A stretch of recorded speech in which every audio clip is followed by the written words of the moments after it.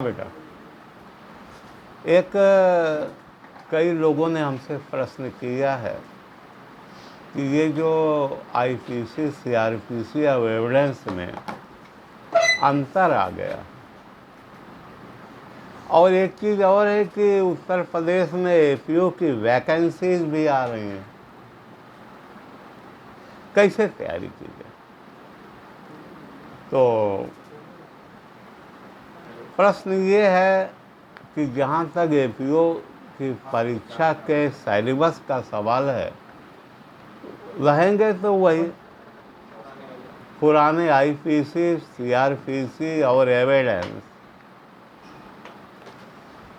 Prelims में साथ में पुलिस एक्ट और पुलिस रेगुलेशन, जिसमें 100 प्रश्न होंगे, लेकिन जो 50 नंबर का जीएस उसमें इंक्लूड होगा, यानी कुल मिला के करीब 150 प्रश्न होंगे। उसके लिए जो ज़रूरी चीज़ है वो ये है कि जीएस को पहले तैयार करो। हमारे लॉ के विद्यार्थियों के सबसे बड़ी कमजोरी होती है, लॉ में तो बहुत अच्छे रहते हैं लेकिन जीएस उतना ही खराब रहता है।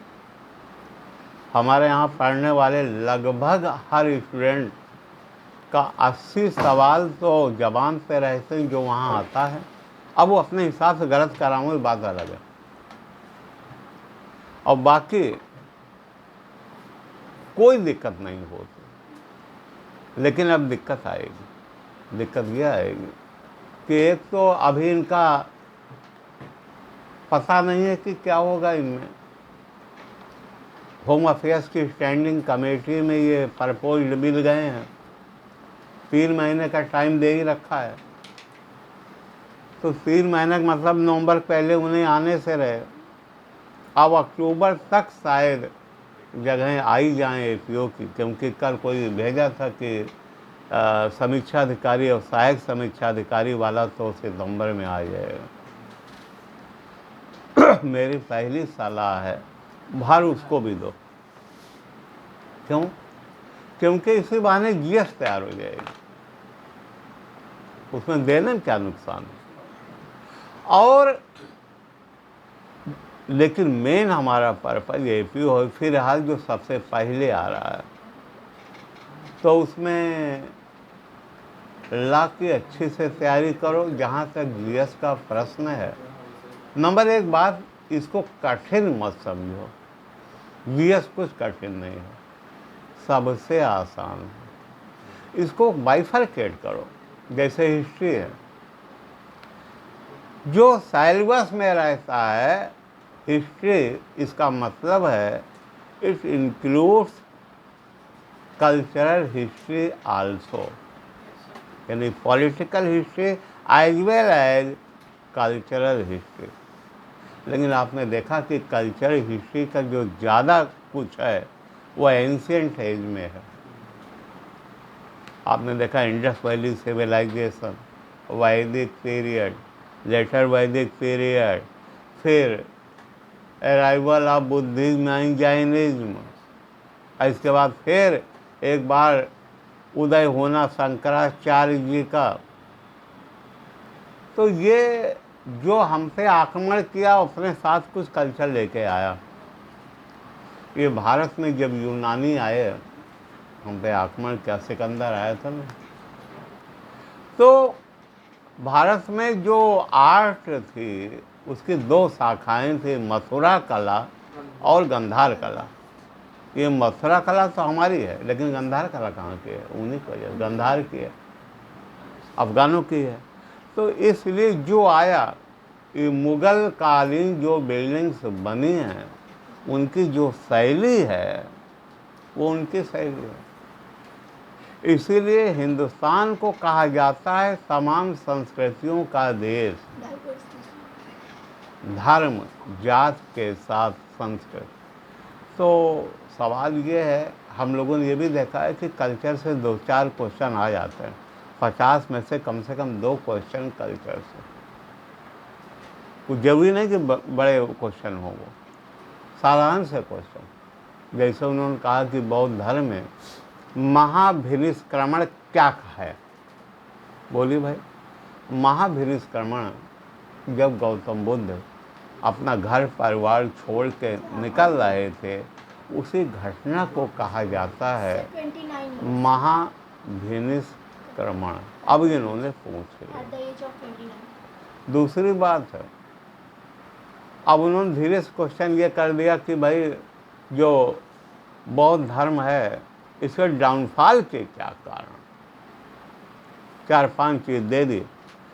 अब हम जानते हैं कि हम लोगों ने पढ़ा भी है यहाँ कि अगर बौद्ध धर्म का डाउनफॉल हुआ है तो उसके जो रीजन्स हैं वो ये हैं। सबसे बड़ा, कई भागों में विभाजित हो गया, कई यान आ गए, हीनयान, महायान और वज्रयान, ये 3 यान आ गए। तीनों का कंसेप्ट टूवर्ड्स लॉर्ड बुद्धा अलग अलग है। कुछ उनको भगवान मानते हैं, कुछ उनकी नीतियों को मानते हैं, कुछ उनको एक अलौकिक पुरुष मानते हैं।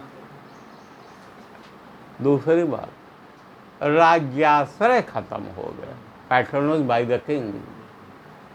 एक जमाना था जब भगवान बुद्ध इस धर्म को लाए तो जो तत्कालीन राजा लोग थे उन्होंने इसको आश्रय दिया और अपना राज धर्म इसे घोषित कर दिया। यहाँ तक कि देखिए मौर्य डायनास्टी में अशोका ने अपने लड़के, क्या नाम था,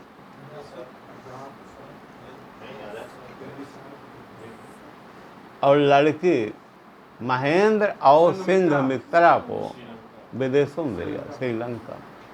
यही वजह है श्रीलंका, बर्मा, चाइना और भी पड़ोसी देशों में बौद्ध धर्म फैलाव आज भी है।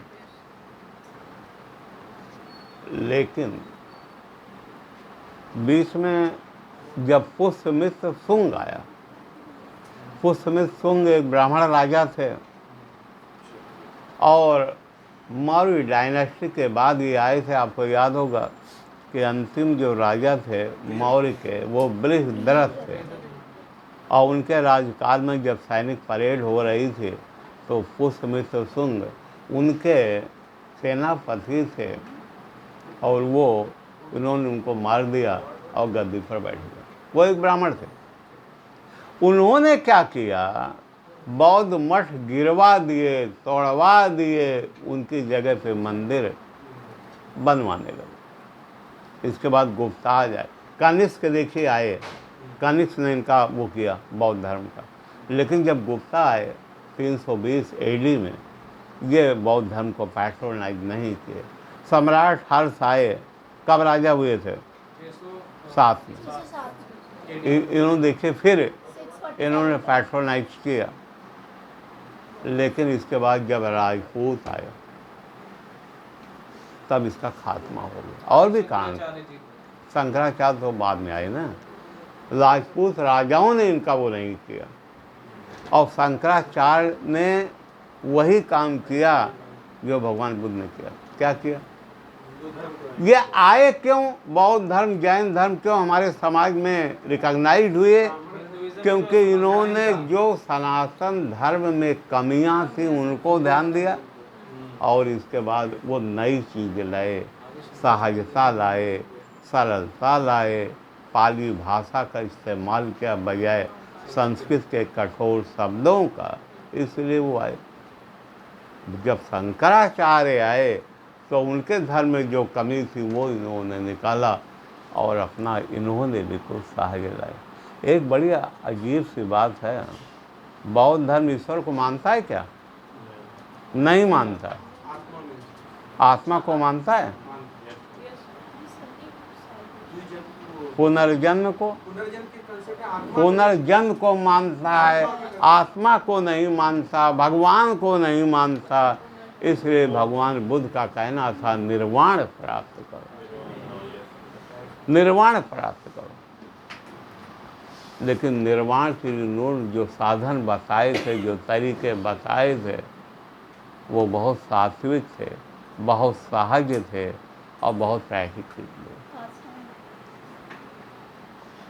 क्योंकि उन्होंने दुनिया देखी थी, उनको लगा कि संसार में दुख ही दुख है, चार यार सत्य, और उसको दूर करने के लिए 8 मार्ग जिन्हें हम अष्टांगिक मार्ग कहें। लेकिन आज अब दूसरी बात, जब इनमें गुटबाजी हो गई, अब एक और गलती हो गई, जब महिलाओं का प्रवेश हो गया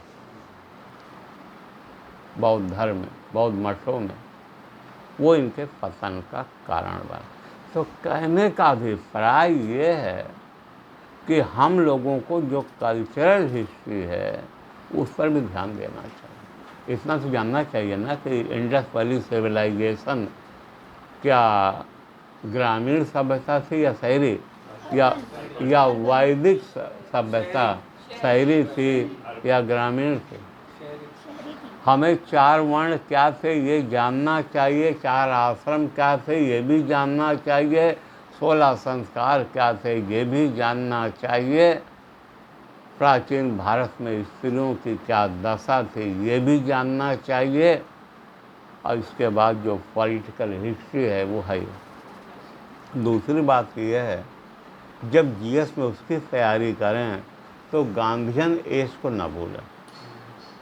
गांधी जी बाद में 1915 में लौटे थे, और 1915 के बाद 1917 से उनके तमाम कार्यक्रम चल रहे थे, सत्याग्रह चल रहे थे, चंपारण का सत्याग्रह, अहमदाबाद मिल का सत्याग्रह, खेड़ा का सत्याग्रह, और इसके बाद रोलट एक्ट का विरोध किया जाना, और इसके बाद जालियांवाला बाग कांड का विरोध किया जाना, और असहयोग आंदोलन को चलाना।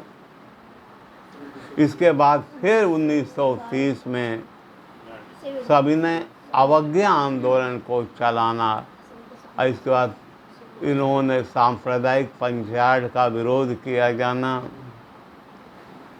और वो जो अभी रुको तो, और इसके पहले राउंड टेबल कॉन्फ्रेंसेस का वो करना, और बाद में इरविन फैक्ट तो हो ही गया जो उनके ऊपर थोड़ा कलंक भी लगाया, और इसके बाद 1942 में क्विट इंडिया मूवमेंट। इसके बाद 1947 में जब कत्लेआम काफ़ी हुआ भारत पाकिस्तान में, उसके बाद जो भी ज़्यादा दिन जिंदा नहीं रहे, तो गांधीयन युग को हमें अच्छे से पढ़ना है, इम्पॉर्टेंट बैटर्स को पढ़ना है, इम्पॉर्टेंट रिलीजन को पढ़ना है, और हमारा काम हो जाएगा। अब आज के वीडियो में सिर्फ इतना ही, अगले में और बताएं कैसे लॉ की तैयारी करें और कैसे और चीज़। धन्यवाद।